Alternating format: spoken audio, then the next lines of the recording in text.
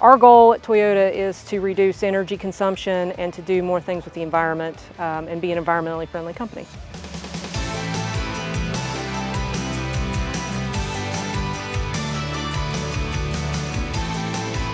Today we are hosting the Pollinator Conference.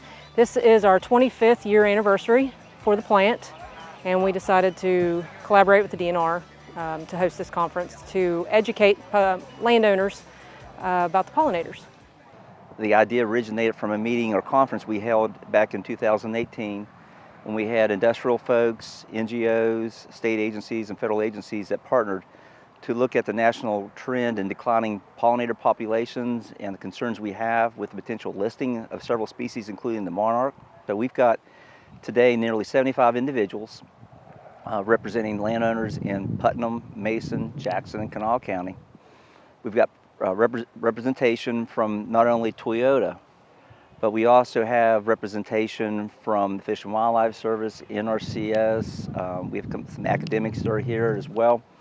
And they're providing more of an informational exchange with landowners, letting them know that if they are interested in doing something on their piece of property, how they can achieve success, what programs may be out there where they can have technical assistance from a DNR biologist or a Fish and Wildlife Service biologist, or what federal funds may be available for reimbursement if they're enrolling their property in some type of wildlife conservation program through NRCS or Department of Agriculture. So it's really a win-win.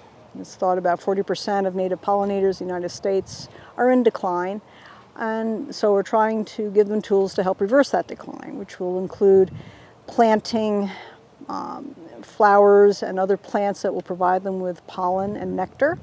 Behind me is a pollinator garden, and in it there are lots of pretty flowers, but most of them are West Virginia native species. And native species are important because not all pollen and nectar is created equal. Pollen that our native species are adapted to, they thrive on, they do much better on. And so we hope that what the individuals take home today is an interest to continue to look at the property through the eyes of wildlife resources. And what we also hope today is that they start developing a network of contacts with the representations or representatives that we have here today. I also need to give a shout out to Toyota, because this is really the first workshop of its kind in the state of West Virginia,